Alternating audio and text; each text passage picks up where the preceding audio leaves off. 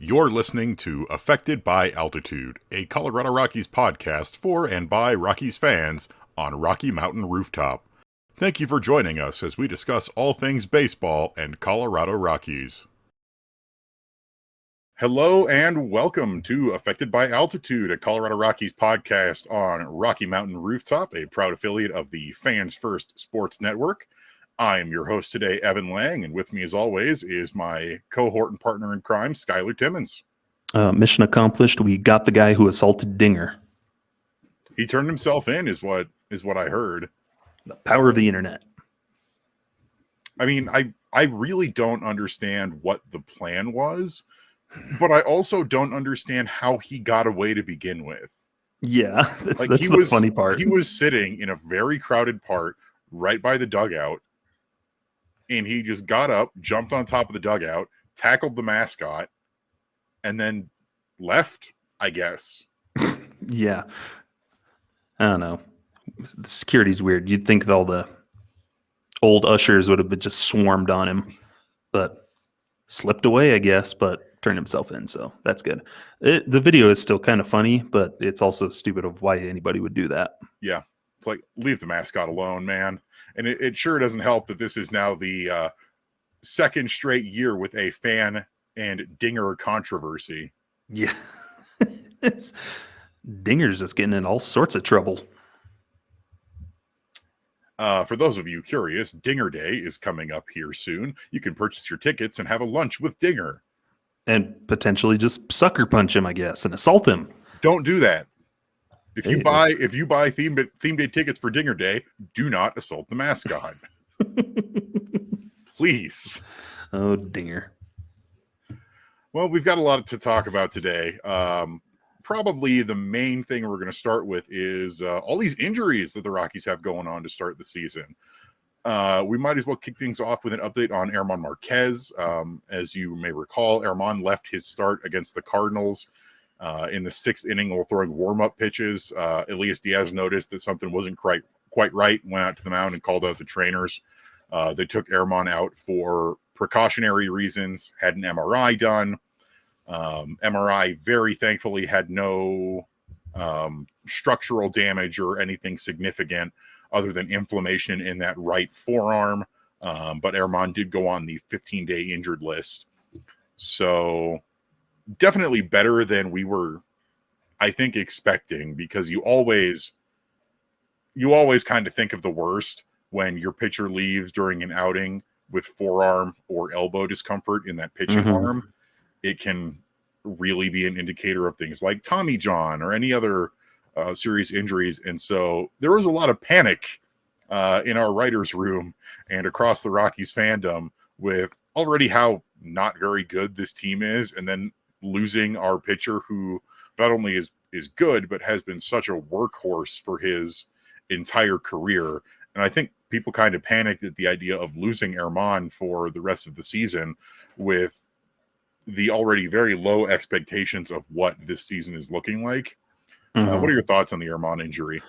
I think we always talk about the running joke where we expect the worst with injuries, where they say, yeah, we don't think it's much. And then the next day, the guy's just dropped off the face of the planet with scoliosis or some random disease they just discovered.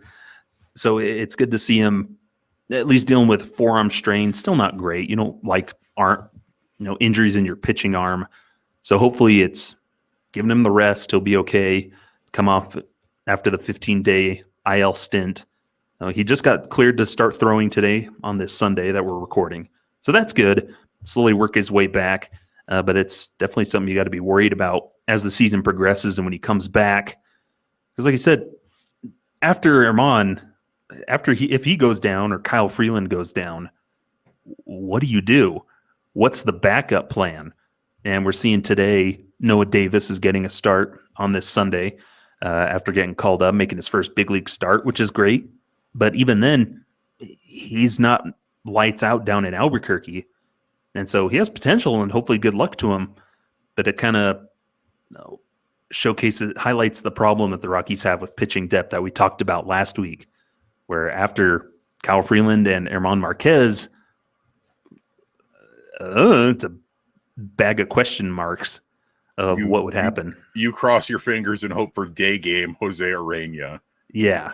And you hope for 3-inning Ryan Feltner and I don't know what with Austin Gomber. So you can breathe a sigh of relief. Germán's going to be okay for now, but you still got to be a little bit worried as the season progresses of, well, hopefully it's just a one-time thing and just early season things and not something that gets progressively worse as the season goes on and results in having to get Tommy John surgery, because then that leaves his future up in the air of, do they exercise the team option for next year if he has to go down with Tommy John or something?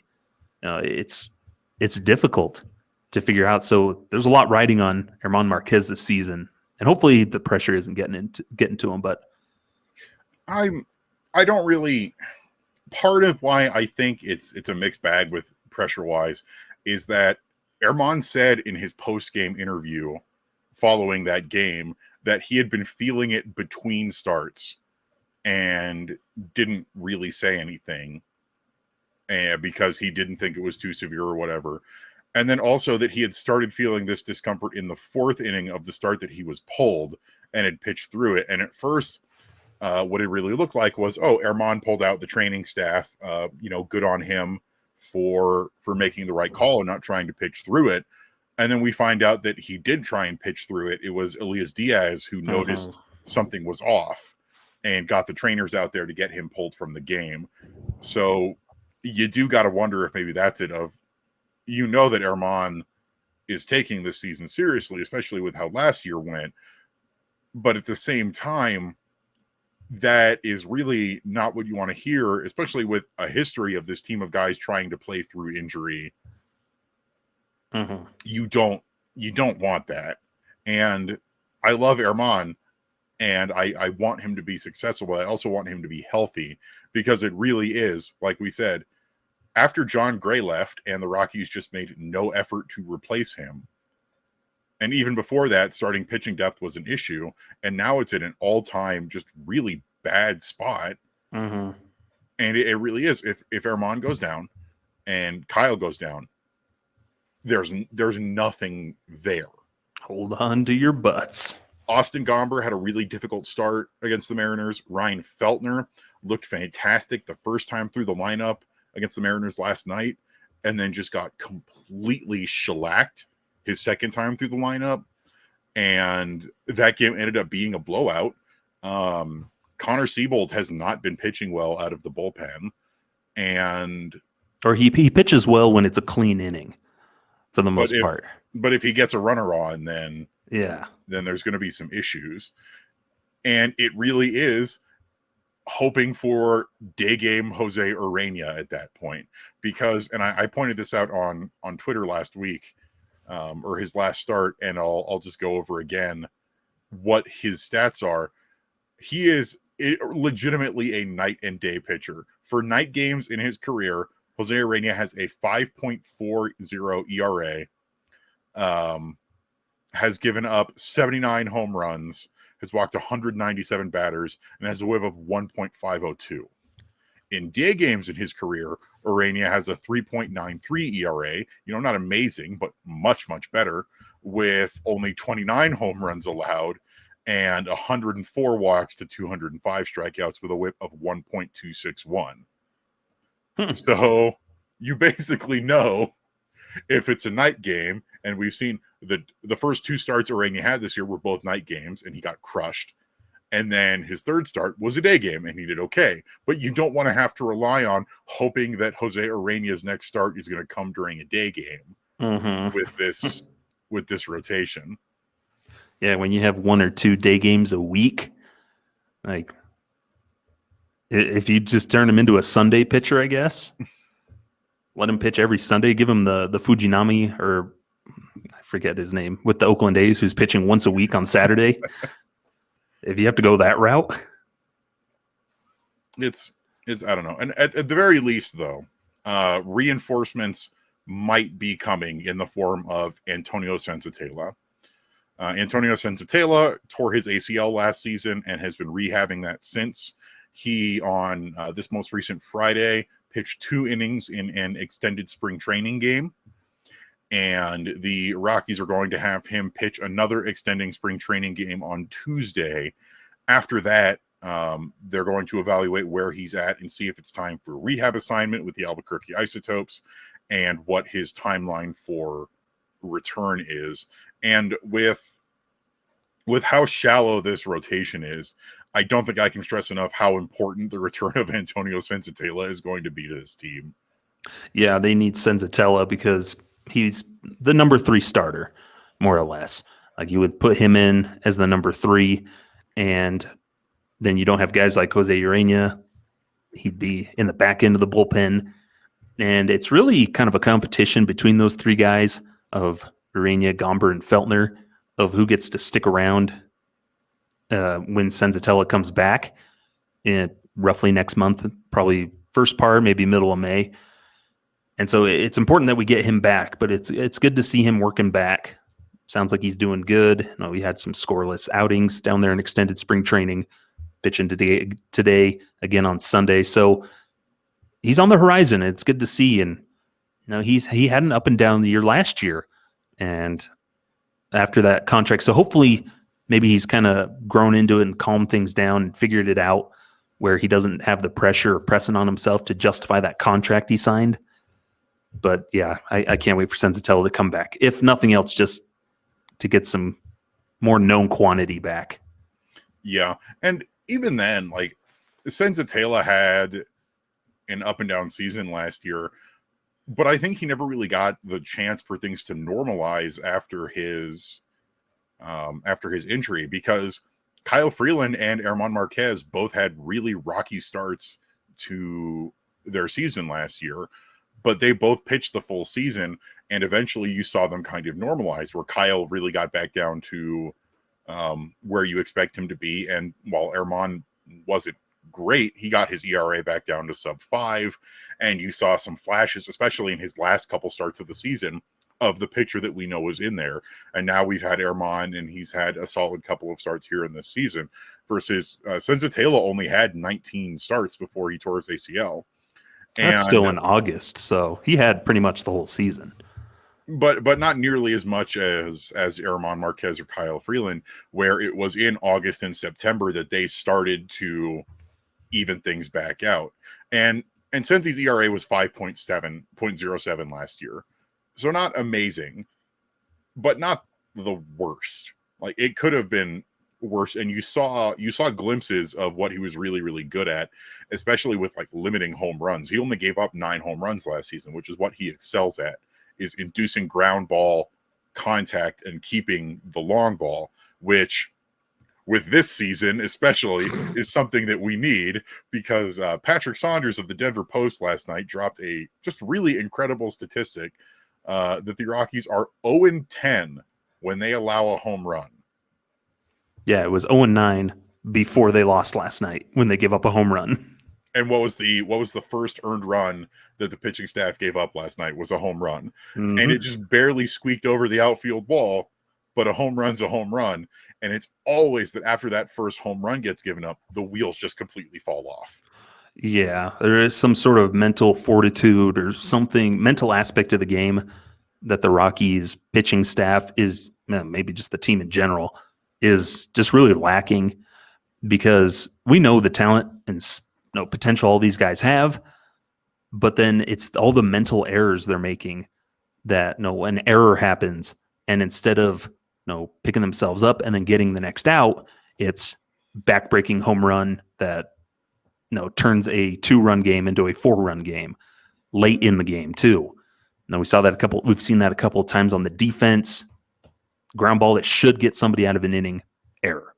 Ryan McMahon bounces off his glove, goes in the outfield. Cardinals then rally and come back to win a game. CJ Cron gets a ball or ranges too far over to get a ball and doesn't get back to the bag in time to get the throw. Another error. Inning continues. Another backbreaking home run. And then we see things in Seattle. Walks, violations, other things. So it's a lot of that mental fortitude, I think, the mental errors that are defeating the Rockies. The Rockies are beating themselves, essentially, at the moment. And that's what's most frustrating to see. because we'll accept other teams dominating us in a way, pitchers being better, things like that. But we're not forcing them to beat us. We're giving them runs. And I think that's what's the biggest problem is that we're facing right now. Because then as soon as we give up a home run, we walk somebody, an error happens, things just unravel. It's like a middle school baseball team, high school team, where as soon as something bad happens, you don't forget it, and it just keeps piling on. And that's when baseball gets really tough. It's really tough. And people have very clearly been feeling that over the last handful of games, where folks on social media, folks around the league, even in our writers' room, like, this is not a team that you can feel good about right now, because we came into this season with very low expectations. Mm-hmm. We know that this is not a competitive team, and we know that this is, for lack of a better term, this is a reload year where we're not even going to be competitive. It's just, let's get through the season and see what we've got. And then the Rockies keep doing weird things like signing all these aging veterans to play over their younger talent that they should be evaluating. And then, like, the self-inflicted wounds. Mm-hmm. Last night's game against the Mariners was especially bad because it really just was, the wheels completely fell off. Mm-hmm. Things just completely collapsed on this team. To where Brett Suter actually turned into a dinosaur wandering around the mound until Bud Black came in to get him out. He looked like, and Suter, we've watched Suter pitch for years now with the Brewers and now with the Rockies, and Suter is a guy who has good composure. Mm-hmm. Like, he knows what he's doing out there, and his first couple appearances of the season have been really reliable, especially because he's frequently called in to work multiple innings after, say, the rotation falls apart. Mm-hmm. And there was some very clear emotional body language last night where he was upset, he was frustrated, he was angry at himself, he was angry at the umpire. And then it's exactly like you said, when it was time for Bud to go out and pull him, he really was just like wandering aimlessly around the mound until Bud Black came and got him. And it's like, that's not good. That's not something that you want to see in your team. It's very similar to what we saw with Germán last year, where his body language was really bad, where he was very clearly upset and frustrated. And I don't know if it's a coaching thing or what, but there's something wrong with that culture in that clubhouse. That concerns me so much. Mm-hmm. And it's not the first of sort of clubhouse and culture things that I would point out, because you have all these mental errors and you have all these lapses, you have these complete pitching collapses. And then the team does something baffling, and this is something that we're going to dive into a little bit here, is how they handled Nolan Jones. Who? Exactly. Never met him. We struggled with this last year with Alaris Montero, where we kept calling up and sending down this guy, and who's supposed to be one of our top prospects, and just not giving him playing time. And this year, especially now, we have this, I'm going to call it a debacle with Nolan Jones. So Nolan Jones had a really tough spring training.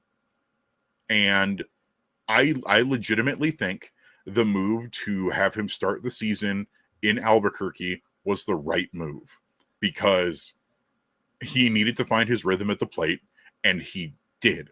He was absolutely on fire in Albuquerque. He had 6 home runs in 10 games.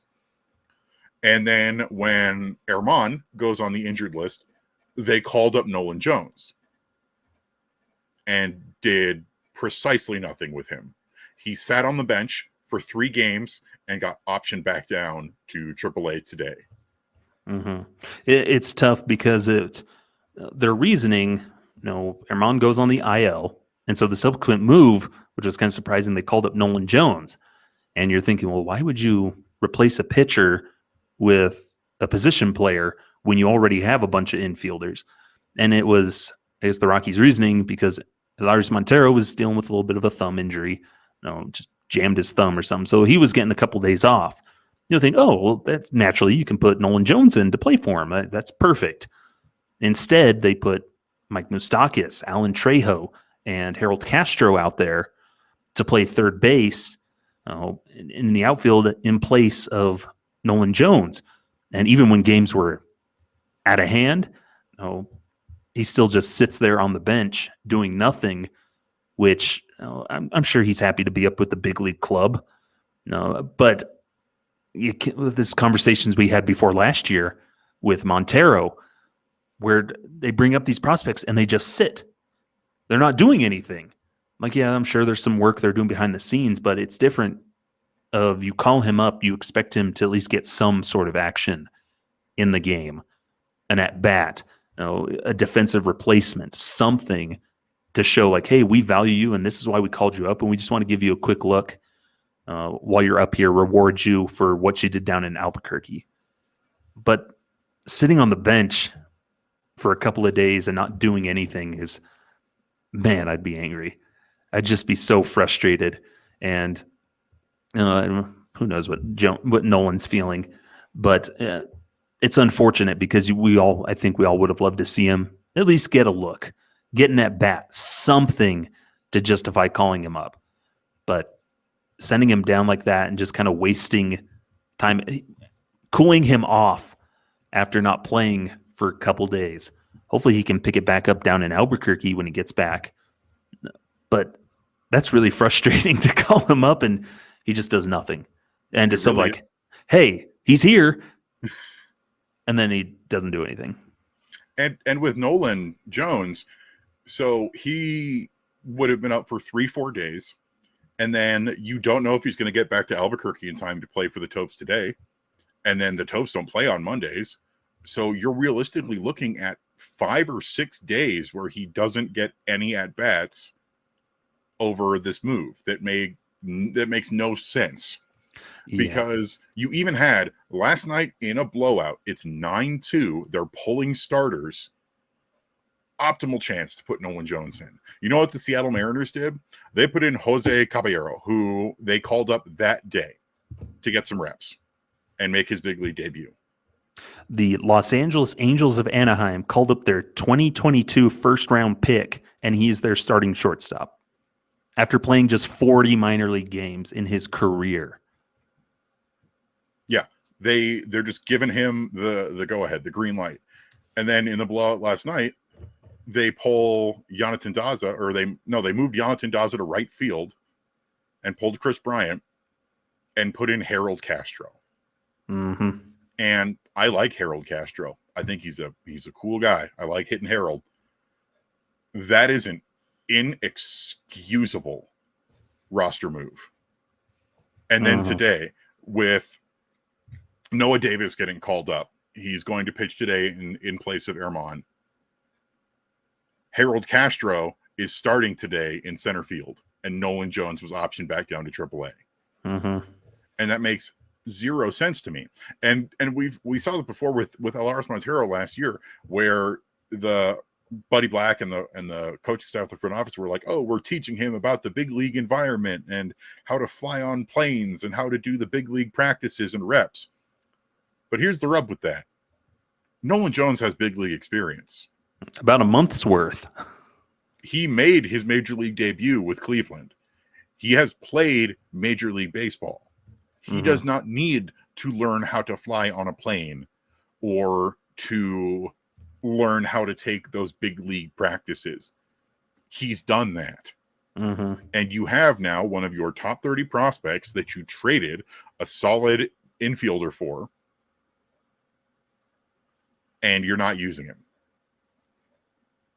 And like I'm trying to, like, y'all and me, I try to stay positive about this kind of thing in general, but it is disrespectful to Nolan Jones, to the rest of the clubhouse, and to the fans. Yeah, it's it's not great, Bob. It's, and I think people are going to start seeing the cracks starting to show for us because, yeah, you and I are usually on that same. But we're like, I try to stay positive about the Rockies because we love the team, we love baseball. But man, the cracks are starting to show, and they're showing early this season too. Like normally we make it to around the All-Star break before we start to fade. Mm-hmm. We're like 3 weeks into the season, and the cracks are showing. Yeah, because April's usually a better month for the team, and usually it falls off of that. It's usually not right out of the gate. Yeah. But yeah, it's frustrating for Jones, and hopefully things will work out. But it kind of goes into a problem that I can kind of steer us towards into of what do they do with the roster now that is more guys starting to come back, because Randall Grichuk is right there on the cusp. Who does he replace? What happens with the roster when Grichuk comes back, when Daniel Bard is coming back? I think Bard for Bird is probably or Seabold or something. So Bard comes in, and that one's a pretty easy one to figure out. But what happens with Randall Grichuk when he comes back? Because Nolan Jones is sent down, and so you got to place your veterans somewhere because this team loves their veterans. Where does he go? And I think it's either, was it Mike Moustakas or Harold Castro? You're kind of your two options, and it doesn't feel like either of them are going to get the boot once Grichuk comes back. And I even wrote about this in my rock pile last week. Part of what feels like a continuing series about the Rockies being stuck in a logjam of their own construction, because you're right. When Daniel Bard comes back, and Bard, we're really happy for him and totally understanding of his situation, and I'm glad that he feels like he's ready to start a rehab assignment and start making his way back to the team. I think that's a way easier move to make. Personally, I think it's going to be Seabold or somebody like that. Mm-hmm. I think Jake Bird Bud Black has very much shown that he wants to lean heavily on Jake Bird. He leads the league in appearances, or not the league, pardon me. He leads the team in appearances out of the bullpen. It's him and then Dinelson Lamet. Mm-hmm. So I think it's going to be Seabold or somebody like that. But it really is, with Grichuk, what are you going to do with him? Because it feels like they're not going to DFA Harold Castro, and they're not going to DFA Mike Moustakas. And even if they did, you've got Jurickson Profar in left field that they're paying $7.75 million plus. So they're not going to take away from his playing time. He's going to keep being the everyday left fielder. And in right field, you've got Chris Bryant. And Charlie Blackmon. So I guess you platoon him with Daza in center and then occasionally in right. But they've made it so that this guy that they probably should have found a way to move on from in the offseason, he's coming back from the IL and has nowhere to go. Mm-hmm. So it's not even now the rookies who are not getting their adequate playing time. Now it's the veterans too, because they've just log jammed themselves so bad with their roster creation, with so many corner outfielders and so many corner infielders and all these moves that they could have, should have made after the All-Star break last year, over the offseason this year, that they didn't. And it's just very strange. And I get that, a bunch of these guys probably, hopefully, aren't going to be around post All-Star break, post deadline. But the trade deadline this year is August 1st. So we have a good 4 months to go until then. What are you going to do? Yeah. Maintain the faith and keep the course and don't do anything to change. That's the Rockies baseball. That's the 30 plus years of Rockies baseball. What a way, especially to celebrate the 30th anniversary of this team. We were talking about this last night. We are 3 some weeks into the 30th anniversary season of Rockies baseball, and the fans are already feeling done with this team. Mm-hmm. It's got shades of that 2012 season. No, the year of the fan, or 2013 or 2012, whichever one it was. I think it was 12. The year of the fan, and that's our worst season in franchise history. So, ooh. Yeah, and so over at Purple Row on the Twitter account, they did a poll last night and got over 1,000 votes. They got 1,029 votes. Poll asks, after the first 2 weeks of play, how do you feel about the Rockies? And the winning option at 40.4% was, I am losing interest fast. Second result is, just give me baseball at 34.6%. 19% said they never tuned in to begin with. That's not a great set of results for your poll there. Only 6% of respondents said that they are still excited because it's still early. Mm-hmm. Yeah, apathy's setting in, and it's rough. And the one way, and I know we got to take a quick break here before we move on. The quick way to battle that apathy and figure out some of the problems that we're seeing here is letting the Nolan Joneses play, letting the Michael Tolias. They're doing good. And we'll talk about this more later, I guess. About Montero and Tovar. They're letting them play, and that's good. Even if there are some struggles in there, it's good that they're playing to figure those out. Look at the Orioles and how exciting the Orioles are right now because of the wealth of talent that they have on their roster right now, that they've drafted and that they've called up, and these prospects that are doing awesome things because they're letting them play. And the Orioles are a completely different franchise right now because they're fun and exciting to play. We're seeing other teams calling up their top prospects. Look at the Kansas City Royals. Last year, they're having some struggles, but they're letting the young guys play, and there's some excitement down there. Miami, whatever they're doing, but they've got some younger guys pitching wise and everything that they're play. The teams that are letting the young guys play are reaping the benefits of letting them play and grow and develop and giving them that leash to let them grow. And it's helping the franchise as a whole, and people are paying attention. Whereas the Rockies, they're going to keep rolling out guys that are 29, 30 years old. I think they're one of the oldest teams in baseball now, or they're up there in that top 10. They just keep rolling out the old guys and just expecting to compete when you've got so many exciting players down in the minors. Gabriel Hughes, Zach Veen, Brenton Doyle, Coco Montez. His name escapes me right now, but he's been on a hot streak down in Albuquerque. Daniel Cope. Yeah, you got guys like that, and tons of excitement down there in the minors, and they're stuck in the minors. When there's guys clearly ready, give them a chance at the big league level. Who cares? Yeah. What do we have to lose? And in answer to your question, the Rockies are fielding the fourth oldest team by average age in Major League Baseball right now. And who are the other teams? The average age for the Rockies is 29.6 years. Right ahead of them is the Miami Marlins at 29.9. Yeah. The New York Mets, who are actively competing, so they signed a lot of known veteran talent at 30.9. And then the also actively competing with known veteran talent, Los Angeles Dodgers at 31.1. Who still always have a wealth of homegrown prospect talent. Look at Josh Outman this year. I think it's James Outman. Look at this guy who I don't like because he always does really good against us. And then you've got the five youngest teams in the league are the Tampa Bay Rays, who are just a farm of talent somehow.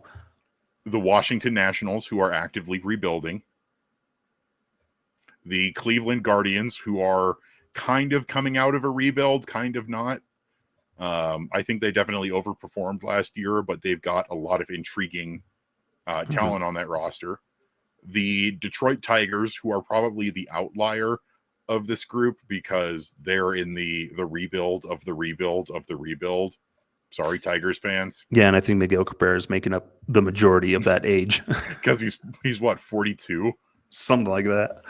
And then the fifth youngest team is the Baltimore Orioles, who have been a hoot to watch this year. That's a bird pun. It is a bird pun. Unintentional bird pun. But you've just got Like, the Rockies could easily be doing this had they not spent roster spots on Jurickson Profar, Mike Moustakas, Harold Castro, all these older folks. Like, Chris Bryant's not going anywhere.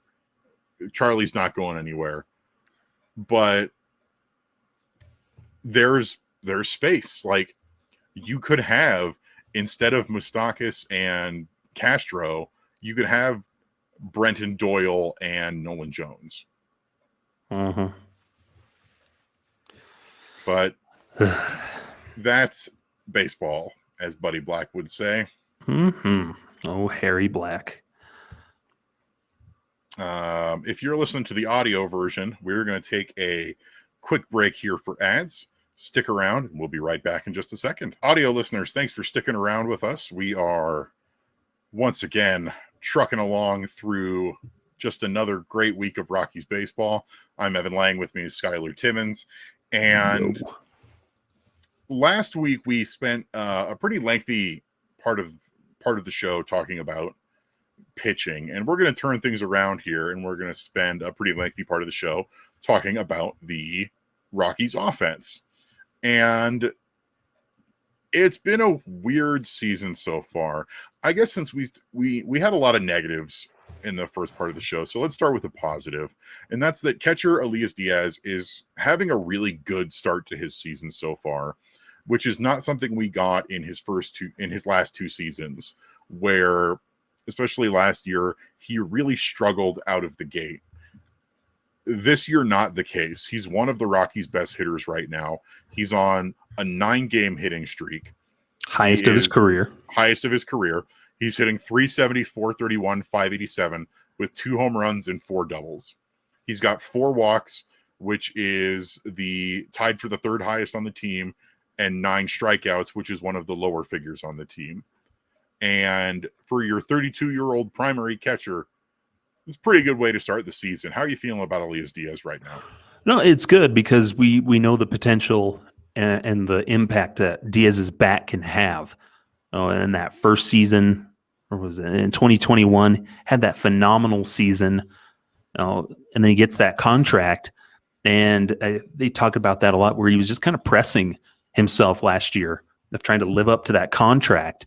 And when you start to press and try to pressure yourself and overperform, you see the results of what you did with Diaz last year offensively. And I love this year. He came in, he's relaxed, he's comfortable, and he's not worried about, I got to live up to this contract, but more so of like, I just need to go out and do the best that I can. And he's doing that. And it's nice to see that offensively, where we've seen him slowly creep up in the batting order, where he's batting 5th. And so it's good to see him come strong out of the gate. And hopefully he can sustain that throughout the season. And it's not just he's hot now and then just immediately crashes and goes into like a CJ Cron-esque slump. But it can become consistent. If he can hit like 280 over the course of the season, you'll take that for your catcher. And the power's there, the extra base hits, the plate discipline, I think, is perhaps the best thing, where he's putting the ball in play, but he's drawing some walks and not striking out as much, because that's what this offense is struggling with, is drawing walks and striking out. And Diaz is trying to get it done on both sides of the ball, where his catching, he's doing the best he can. I like him as a catcher. I think he does call a good game, and the pitchers just aren't executing, because you'll see him square up and call a pitch in a certain location, and all of a sudden curveball middle of the plate outside hit out for a home run. So Diaz, I think, is in a good spot right now on both sides of the ball, and it's good to see that, because you need him, and it's nice to have a catcher that can provide some offense and isn't Tony Walters. And I love Tony Walters. He's one of my all-time favorite Rockies. Awesome guy. And a big thing that was important with Tony was his ability to call a game and his rapport with the pitching staff. And those are two things that Elias Diaz has. I think he does call a good game. And I agree with you, because you'll see him set up and like All right, well, what's he calling for? He's calling for a slider on the corner. Oops, left it hanging dead center, and it got demolished for a home run. That's not on Diaz. And he also, he works with the tools that he's given. And I think defensively, he's a very good catcher. And we saw his defense suffer last year, and that's because of what you said. He's pressing. He's pressing so hard in all aspects of the game that all aspects of the game are going to suffer instead. And when he's not pressing and he looks comfortable, his defense is good. He hasn't really had any standout defensive issues, which a lot of other people on this team have so far. He looks comfortable at the plate. I'm really happy with how he's doing. And catcher is one of those positions where right now you want to have the veteran out there. So Diaz is definitely older. He's 32 years old. But most of the Rockies' primary catching prospects are at AA or lower. And Daniel Cope is doing really, really well in AAA right now. But this was unexpected to him to really pop off. He was solid in AA Hartford in 2022. And this year, having him just explode out the gate, I don't think anybody really expected. And it's awesome that he's doing so. But this is the kind of year, especially with where if we're going to get some of our younger pitchers from Albuquerque making debuts, you want this veteran backstop who can call a good game and sort of keep things calm. And we've seen him, keep calm and display his leadership. We talked about it in the first half with him being the one to go out and say, hey, Germán, something's up. Something doesn't seem right. Let's get the trainers out here. So I'm really happy about that. And Elias Diaz is actually the third best on the team by RWAR right now, with 0.5 wins above replacement, just below Kyle Freeland and Germán Márquez. So he's doing well, and I really hope he can. I don't think it's reasonable to assume that he's going to stay as hot as he is right now, but if he can just continue to look comfortable at the plate, because that's what we saw last year and at the beginning of his first season with us, where he didn't look comfortable. And right now he looks comfortable, and that's exactly what you want. And play himself up if he's doing really good at the trade deadline, and you get a really good offer for him, you got to jump on it, especially if where we're going to be at. We expect to be at that point in the season. Send him down, and then let one of these other catchers, Brian Servin, and somebody else can hold down the fort for the rest of the season, and then you can readjust and then just let Drew Romo take it next year. Something. But you can reevaluate with Diaz. He's a valuable piece, and if somebody comes a knocking at the trade deadline, I think you open up that door and really consider it, and then bench whatever prospects you get for weeks on end, and then never play them.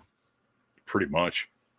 Oh, we got a good return for Elias Diaz at the trade deadline. I can't wait for none of these guys to ever get any playing time. But who is surprisingly getting playing time? And we do have to give the Rockies credit for this, even though they kind of had their hand forced in this, is Alauris Montero having a pretty solid start to the season, where really the only reason he's getting consistent playing time is because Brendan Rodgers got injured and Ryan McMahon was shifted over to second base. I think if Brendan Rodgers is healthy, we are not having this same conversation right now, which Probably is not. Very frustrating. But at the very least, we can say we are having this conversation right now. Alauris Montero has been the majority starter at third base, and he did miss a couple games because of that hand injury. But he's looking pretty good. Strikeouts are still kind of an issue for him. He has 12 on the season to just one walk. We saw a particularly bad at bat from him last night, where it was like 3 straight sliders on the outside corner, and he swung at all 3 of them. So, I forget who said it. Somebody said Alauris Montero never met a slider he didn't want to swing at.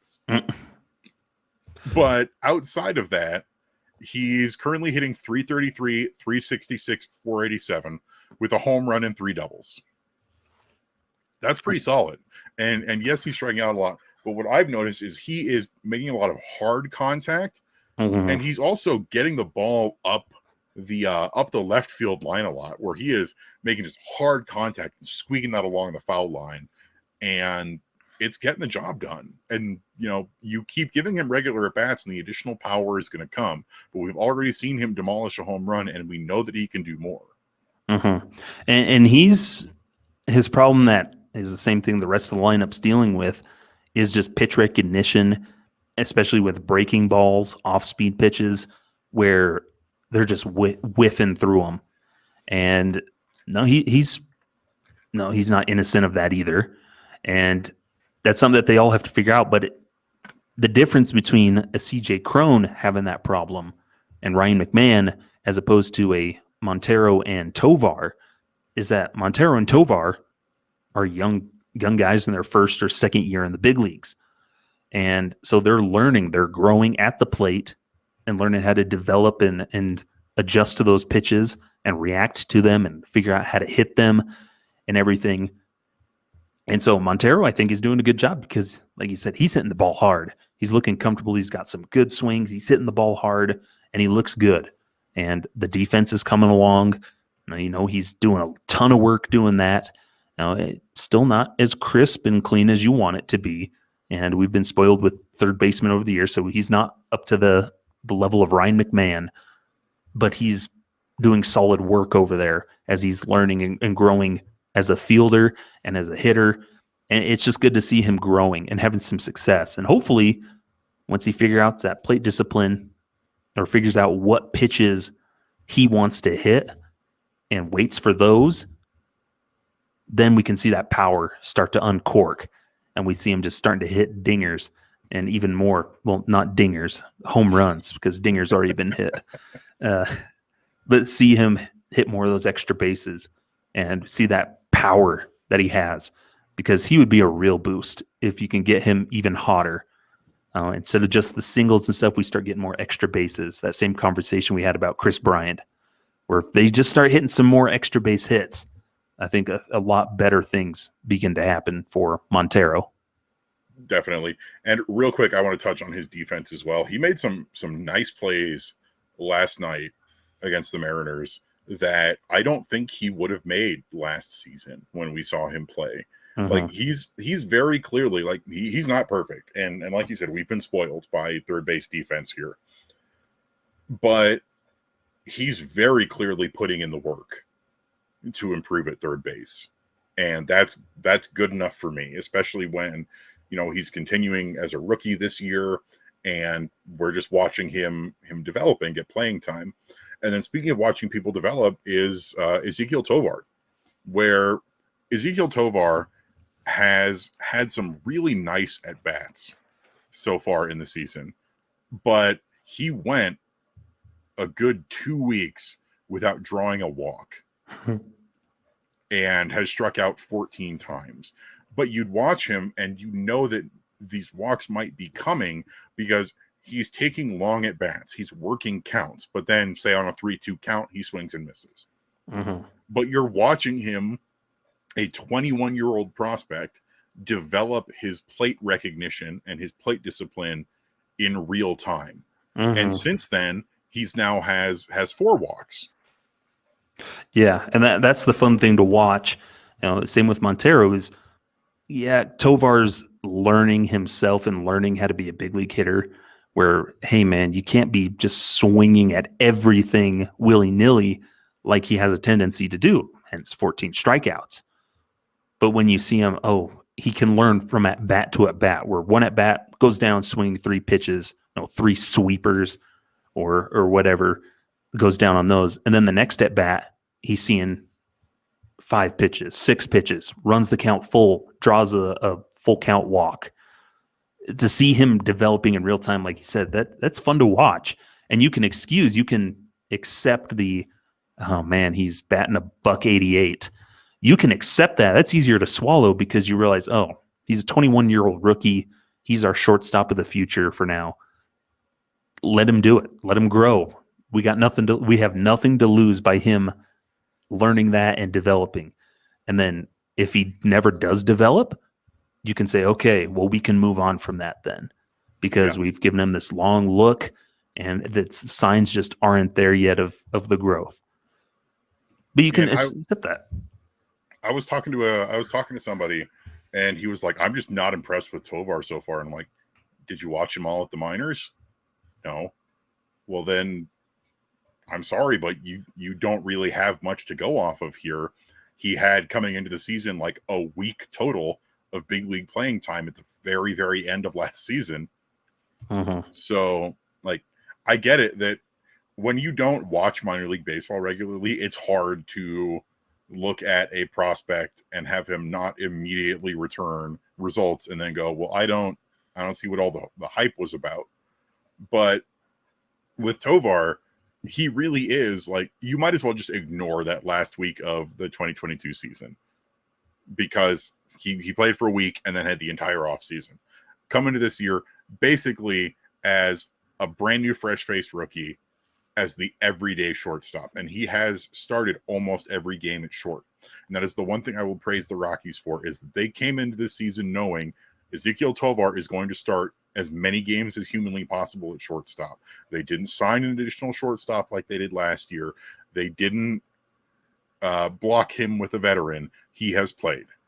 And it's exactly like you said. Yeah, he's hitting a .188 right now with 14 strikeouts, but that's way easier to stomach because you're watching him develop in real time. And that's really exciting to me. Like, even if he's had his ups and downs, like he's got 4 doubles, which have all been really good doubles that he's made good contact on.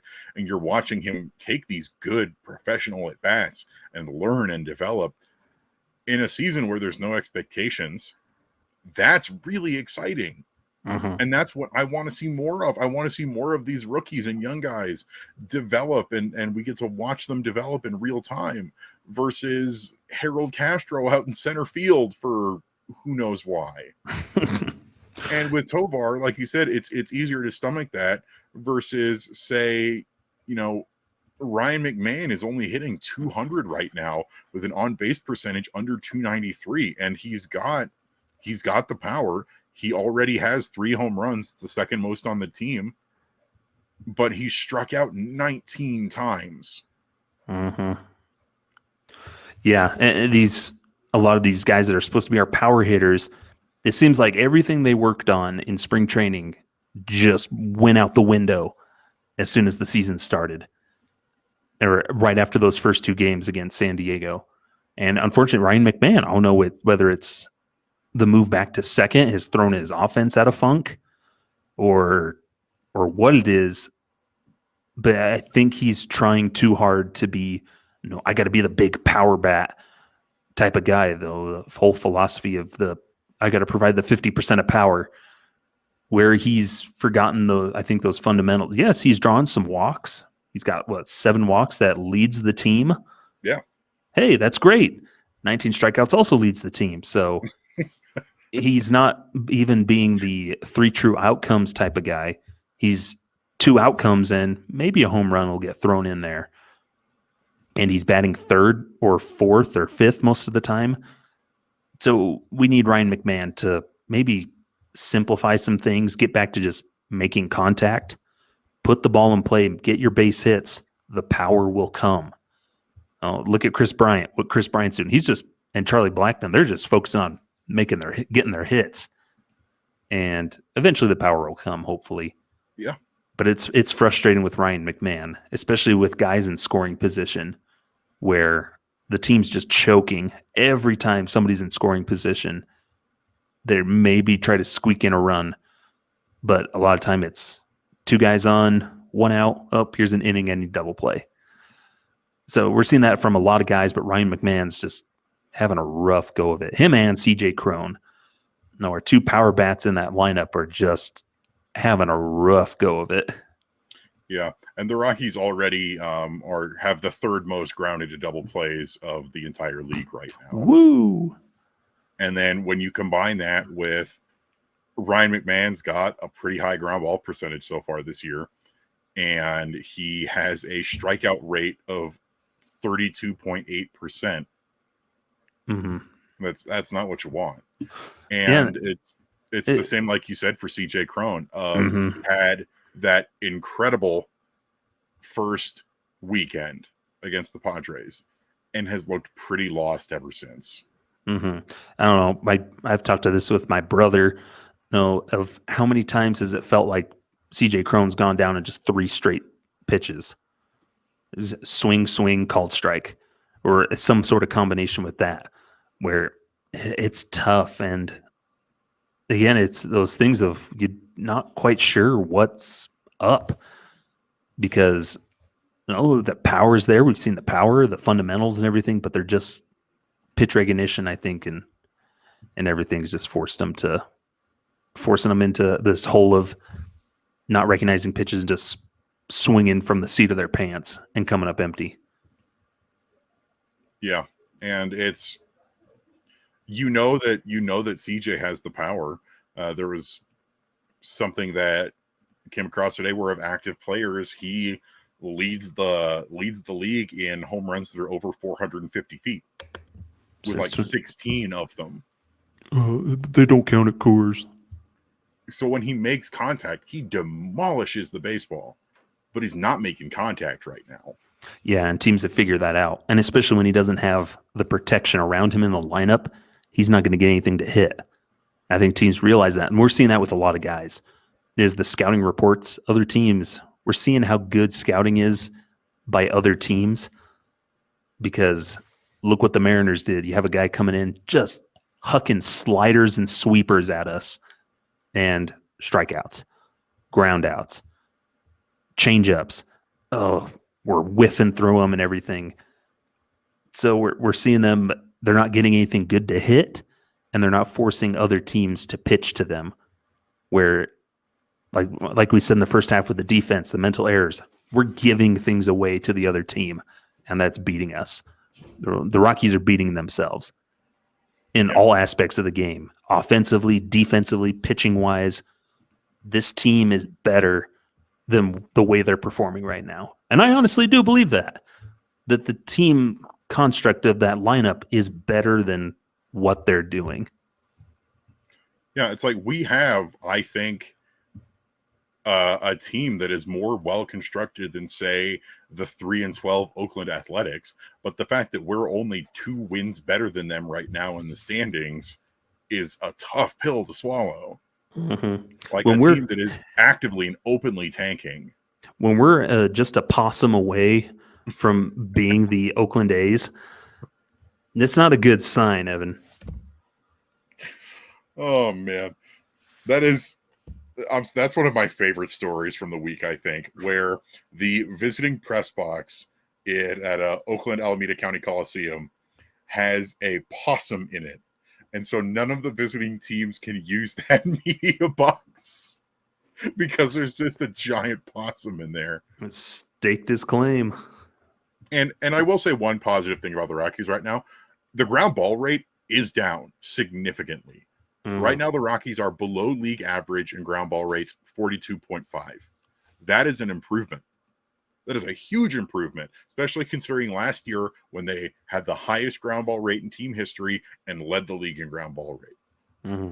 And the fly balls are up, maybe not in the right way. Maybe we're seeing a lot of pop-ups too from the Rockies, but the fly balls are going up, which is a good sign. They just need to maybe lower that launch angle a little bit, something to find that sweet spot to hit some home runs and some line drives. Yeah. The Rockies have the 6th best fly ball rate right now at 29%. But where you can really see the difference between how we should be hitting and how we are hitting is in line drive rate, which is only 21.5%. And we are dead last in hard hit percentage. We are not hitting the ball hard at just 31.3%. For comparison, the Dodgers, who lead the league in hard hit percentage, are at 47.7%. The Rockies are also bottom of the league in exit velocity as well. Yeah, and a lot of that comes from them being one of the worst in chase rate, whiff rate. So they're making a lot of contact just off little cue shots, weak hit off of breaking balls and everything. It's a recipe for disaster. And what also doesn't help is that the Rockies continue to not be a threat on the base pass. We saw so many stolen base attempts in spring training, and the team telling us we're going to try and steal more bases this year. And that's just not happening. In their where defense, all those stolen bases were Zach Veen mostly. Zach Veen, Brenton Doyle, but we have guys who are speedy. Like Tovar can steal a base when he gets on, or Jonathan Daze even, but they're not even really trying. Mm-hmm. The Rockies have 3 stolen base attempts total. And how many have they gotten? 2. Oh. So 2 out of 3 ain't bad. But the only 2 lower than us in successful stolen bases are the Dodgers, which is a little odd, but they've at least got 6 total attempts. And then the Twins only have 1 successful steal out of 3 attempts. But then you look at the Cleveland Guardians, who already have 24 stolen bases, or Baltimore, who already has 22. Mm-hmm. And I think that goes back to what we've talked about, is just the makeup of the team, where a lot of those other teams have been playing with bigger bases. Are there the prospects in minor leagues that are used to having those bigger bags, and so stealing bases has been more integral to how they've played baseball in their professional career. Whereas you look at the Rockies, you look at the makeup of that team, these old guys that have been playing in the majors, they're not as prone to steal bases because they're just so used to that's not a viable way to play the game anymore. And most of them probably can't steal a base because they would hurt their legs or something, or they get tired halfway. They'd flop into second base like Mike Moustakas. Yeah. Well, the one thing we'll do here is we can end on a positive note, and that's Charlie Blackmon and Chris Bryant, where we mentioned this a little bit earlier. The power's not quite there yet, but what is there is that they are consistently getting on base and they are hitting well. Charlie Blackmon has only 6 strikeouts and has walked 5 times. His plate discipline is there. He looks dialed in. He's hitting at a 320 clip. And what's really important for him is he's got an on-base percentage of .414. Second best on the team behind Elias Diaz. So he's already hitting much better compared to last season. And I don't know how much of that is due to the shift being banned or anything like that. But as long as he's consistently making contact, he's gonna hit a few more home runs. Maybe not as many as we're used to him seeing, because he's gonna be like 37 soon. But he's doing his job and getting on base. And the same can be said for Chris Bryant, where Chris Bryant finally hit his first home run of the season the other night. But he's getting on base at least. He's hitting 298, 355, 404. He's got 4 walks as well. So I am okay with, at least to start the season, Chris Bryant, the on-base guy, because I know that if he's consistently making contact, the power is going to come. And especially with both of them being healthy, making good approaches, getting on base, getting their hits. We'd like them to be doing more, but you can't just rely on the 2 guys. They're doing their part in a way. It's the rest of the lineup needs to pick it up. You have 4 guys that are hitting well right now, and those 4 guys are spread through the lineup where they're kind of clumped together in one little spot. So you need all of them to perform better. Chris Bryant, Charlie Blackmon, they're doing their part. They're the veterans. They're the leaders in that lineup. They're getting on base. Home runs will come, and as long as they stay healthy and they continue to make those good approaches. But until everybody else in that lineup starts hitting better plate approaches, those 2 guys aren't going to be able to hit the home runs because they're not going to get anything to pitch or get anything to hit. And so they draw the walks.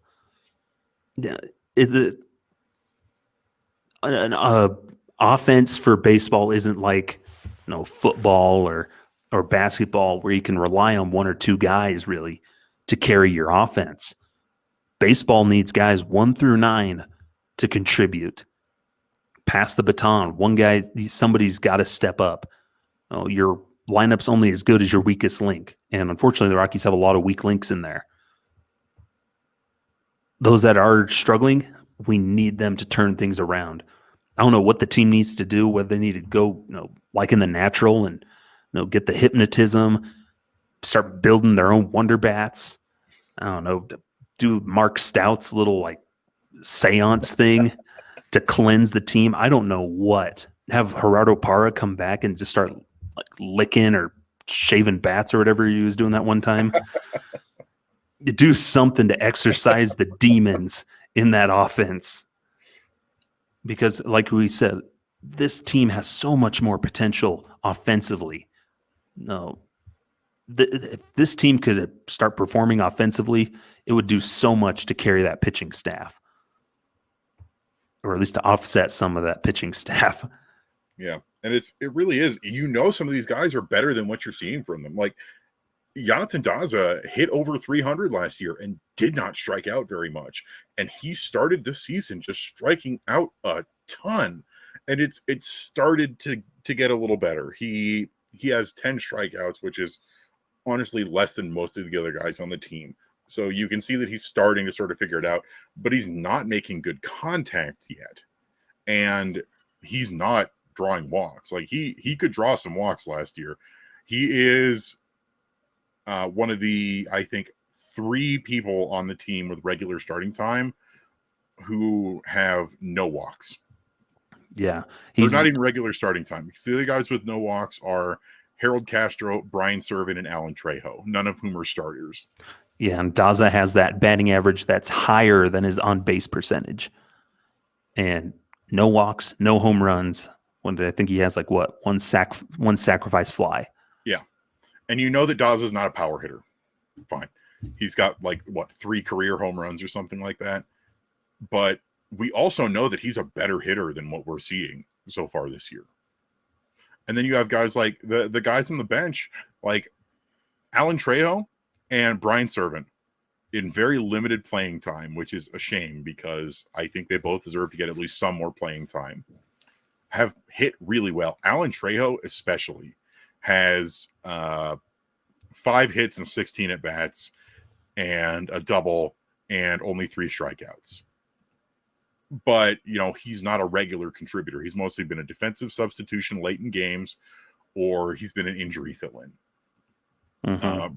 Brian Serven, the same, but Elias Diaz is hitting well enough that they're going to want to start him. So, fine. But then you have, like, Mike Moustakas, who has 29 plate appearances, and he's really not done much with them. He has 6 walks, but he also has 10 strikeouts. And he only has 3 total hits. Yeah, and he hasn't really figured out how to be that bench Jason Giambi type of role, which, man, Jason Giambi, good stuff. If Mike Moustakas could be Jason Giambi, that makes him being on the bench so much easier to accept, because he comes in, socks a couple of dingers, and then heads back to the bench for a couple days. You'll take that all the time. But yeah, exactly. Like, let's remember bench Jason Giambi was good for at least a couple dingers. His high mark with the team was, I think, 13 in 2011 or something like that. And that's almost exclusively coming off of the bench. That's pretty much what you're looking for in a bench bat. Yeah. And Jason Giambi was the epitome of that bench bat. Yeah, it was exactly where he needed to be for that stage in his career. And I think that's also what Mike Moustakas needs to be right now. And you're exactly right, where if Moose comes in, socks a couple dingers, draws some walks, in general just can be a good on-base and power guy off the bench, then I am more than happy with him on this team. Mm-hmm. But unfortunately, he gets way more opportunities than Jason Giambi ever did, and way more opportunities than Nolan Jones or other youngsters are getting. That's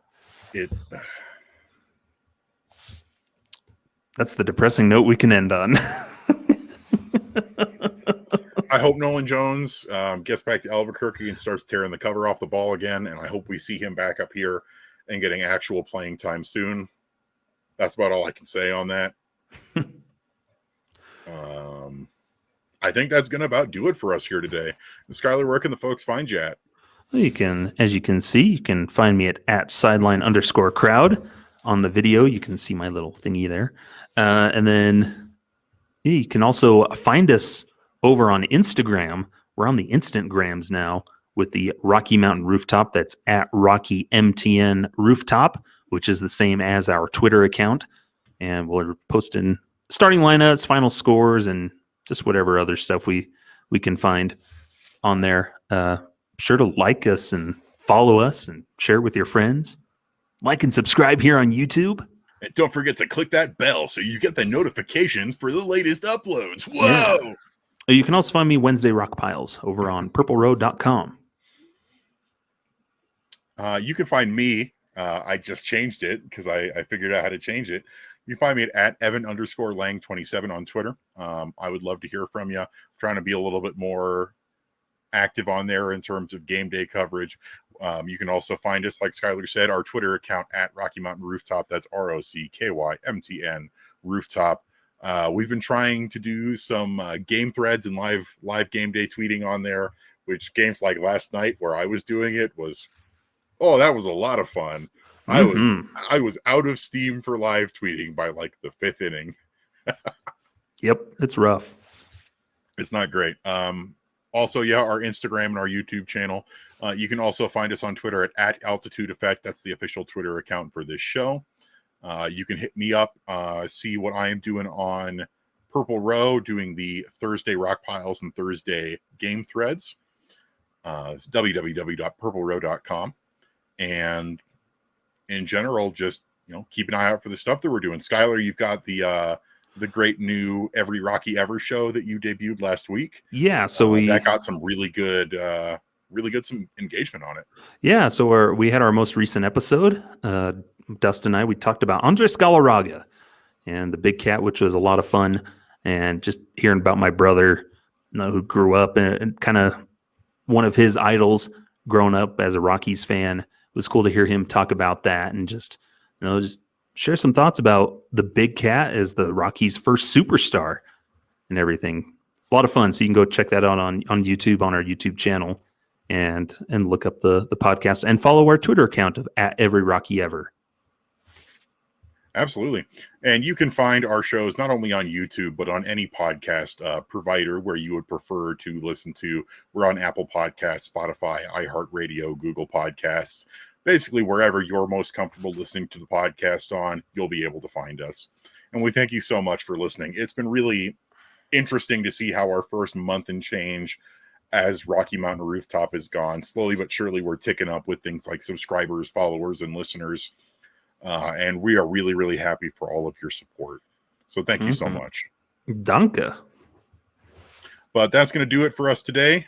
Catch us next time. And Skyler, how about you hit him with it? Farewell. Rest in peace, Nolan Jones. Oof.